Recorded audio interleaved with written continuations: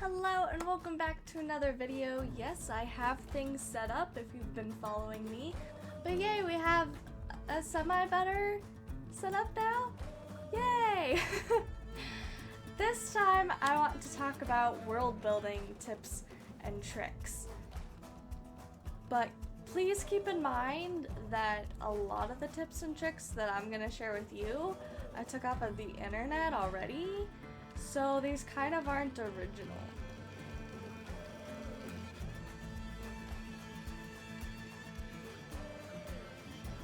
I've been working on a series of books, I suppose you could say, for the past 9 years. And on and off throughout those 9 years, I've been doing a lot of world building. That's where this little notebook comes in. And it is filled to here. So I have just a little bit left, and the rest is filled with notes and old maps and a whole bunch of stuff. I'm just gonna smack that to help with world building. Now, if you want to know the details of what's in here and get a better look at what's in here, that's unfortunately, or fortunately, however you want to look at it, a Patreon or a patron specialty. I don't know what I'm saying anymore. But this entire notebook is filled with the world that I created and I have been working on for the past 9 or so years. I want to just talk to you about the process and how to do realistic world building, or at least just give you guys some world building tips. So the first book in this series is actually already completed and it's entitled The Deadly Trials. You can go read it on Wattpad. I will leave a link to it in the description below if you guys are curious. But this story, I think the idea for it came when I was 15 or so, 15, 16, somewhere in there. And the inspiration for this, or at least the starting point for this story, is a dream that I had. And in this dream, everything was just plant life, just everywhere. And it was such a vibrant green that I felt like I'd never seen anything that green before in my life. And I remember waking up almost in a cold sweat, just obsessed with getting this image in my head out somehow. And that's kind of how my world building started, was just from this image in my head. And it was almost like a Harry Potter picture where you would look at it and it would move, but there wasn't a whole lot of interaction with it aside from that. But that was kind of the starting point for this world that I created. And because everything was plant life, I knew that this world would be very vegetation based. And I think that's one of the best, I guess, tips that I can give is find a starting point. Find something that stands out about this place. Obviously find a starting point, but like something that stands out, some sort of characteristic that can help ground you in the world. For me, having this world be so vegetation based helped me to determine their food and a lot of their culture, as well as the language use in this world and in this series. So for instance, on this planet of pure plant life, they don't say a year, they say a bloom. So a bloom has passed, and that's the Earth equivalent of a year. And you can see that language use, that terminology, is very much embedded in the fact that the world is plant-based. There's very little meat dishes, so things that they eat, and things like that. Plants are very valued, they're everywhere, they're very useful. They are the kind of most worshipped, I guess, of all the materials on this planet. And that was kind of my jumping point, and a lot of the things in the story came out of all the plant life. How can these characters interact with the plants on this planet? Those are very similar words. That was my starting point. So I wrote the first version of the book when I was 15 or 16, somewhere in there, and it was okay. It was really good for me, and also the first time I wrote it, it was very much an experiment in writing styles. I wanted it to be very elevated speech and almost archaic in language use and things like that, but it was that first draft that I wrote that helped me realize lots of plot holes and helped me to realize how little world building I had actually done.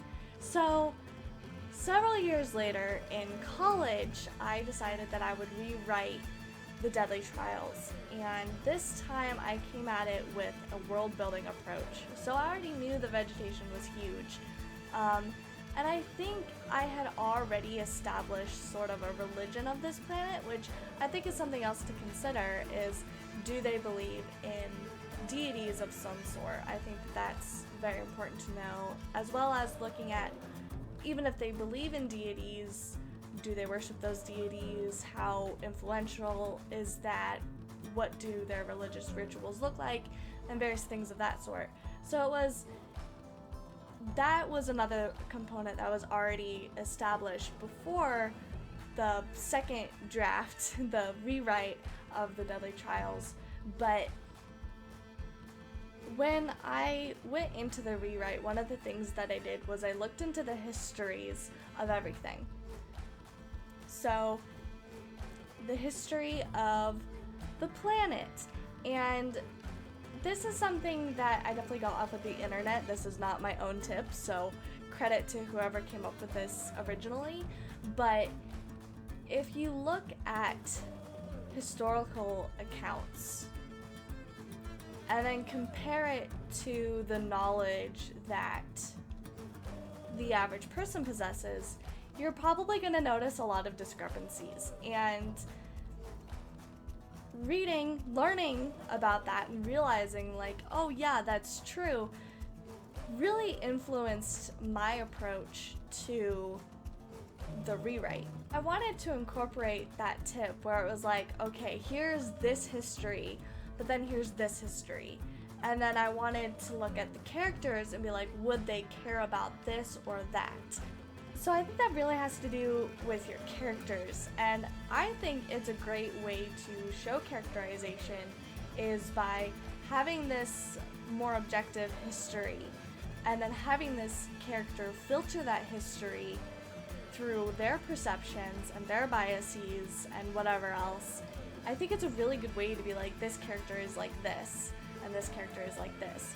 So for instance, one of the characters could be really into the religious history, those religious beliefs, those, that sort of history, whereas another character could be more interested in the political side of things. How did their system of government come about?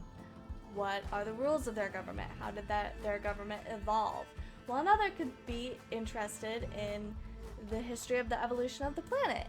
So knowing the histories of whatever you want to know about your world and then choosing to filter it through your characters, I think is a really powerful and fun way of characterizing and showing your characters and who they are. There are a ton of things about building worlds, and it can seem super overwhelming. So that's kind of why I've taken 9+ years to build this world, and it's still always building. And for me, I like it when it comes about organically, when there's some detail that pops up while I'm writing And it's only when I go back and reread what I've written that I go, oh, that's another little world building thing, and I didn't realize that. But there are some other things that you can look at, such as the written language, the different professions, how much money they get from those professions, poverty, wealth, distribution of wealth as well, taxes, all sorts of stuff, and you know, the currency of money.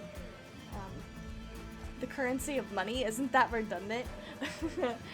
The value of money / currency, what their currency is. And there's a lot to world building, and I think that that's really overwhelming for some people. So again, like, take your time with it. I'm flipping through here to get to this piece of paper, because this, I think, is one of the things that has helped me the most with my world building. What I did one day is I sat down, I set up my microphone, and I talked into a Google document, and I just talked. And I asked myself, what do I know about my world? What do I know about my culture? And I just talked. I blabbed. I word vomited. And what I did afterwards, kind of let it sit for a little bit, but afterwards I looked back at that document where I'd spoken and technology typed it out for me, and I came up with a bunch of, I pulled out those topics that I knew about or that I had mentioned in that kind of monologue conversation that I had with myself of like, well, what do I know? And I came up with this list, and it is definitely not complete, but I'll list off several of the things that I have on this list. So, the education system, how does it work? Does it work at all? Does education exist? Brands, Louis Vuitton, Walmart, various brands like that. Social media, slang and language, that's a big thing. One of the things that I've really struggled with the Deadly Trials is the use of slang and earth adages is kind of what I've called them. So it'll be something like stick out like a sore thumb. That's something earthly. So I had to try to come up with a phrase that meant the same thing using terms that could apply to the world. So, for instance, stuck out like a sore thumb became something like prickly like a thorn, or stick out like a thorn on a rose or on a flower, stick out like a diseased plant, something like that, something that really grounded that phrasing in the world that I was building, which is very much based on plant life. So for me, one of the toughest but also most funnest parts of world building is that slang / language use and the various languages that they all speak, if they speak multiple languages. How gender is conceptualized. Do they have a dichotomous gender system? Does gender exist at all? How is it expressed? So on and so forth. Traditional practices. Marriage and dating. Famous or iconic figures throughout history. Major historical events. Does the internet exist? How do the cultures differ? Food and drink, so on and so forth. And this list gets pretty long, as you can see. It's not in focus at all, but that's okay. But by creating this almost bit more comprehensive list of the things that I know and things that I think of, and even things that I don't understand, it helped me to get an idea of where I needed to go with my own world building of this world that doesn't exist. It's been easier having this list I'm very much a list person in general, so that could be why I'm like, ooh, list it all out, that'll help. But it has helped me because it gives me a direction of where I need to go and things that I can consider. Another thing that I want to say, for me, and maybe someone, one of you is like this as well, but I prefer a lot of this stuff to happen organically and almost serendipitously. Just sort of like I'm just writing about things and it'll pop up just kind of out of the text itself, where I'm so immersed in this world that instead of being outside of it and writing down, all these notes and figuring out the ins and outs of all these different things, being so immersed in the world and noticing only after I've written, of all the, noticing all the things that have popped out from being so immersed. That to me is the funnest way and the best way. This does help, and I think you can't just jump in totally blind if you're creating an entirely different world and system and everything else like that. You can't go in blind and it can't just happen whimsically. There has to be some sort of structure and groundwork going into it. But I also think it's fun to take a step back from a lot of the behind the scenes stuff, like this entire notebook, and just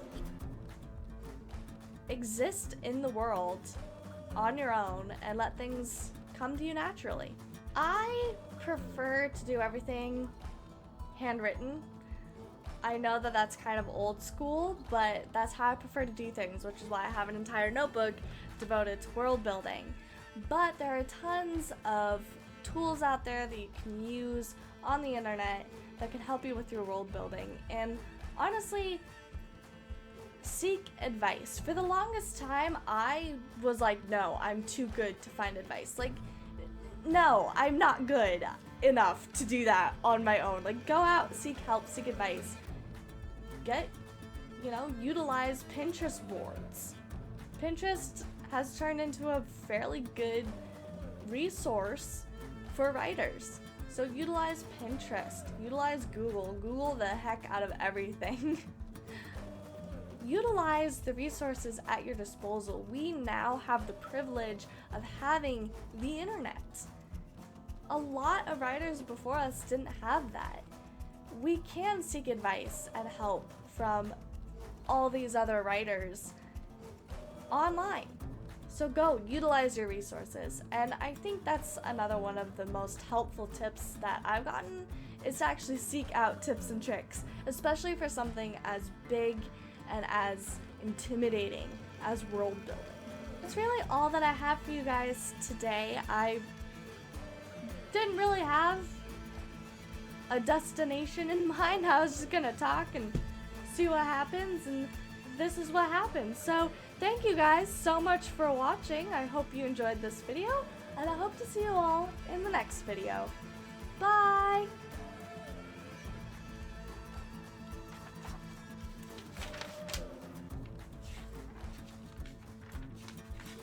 History, laws and decrees, solar system, character profiles, deities, character analysis.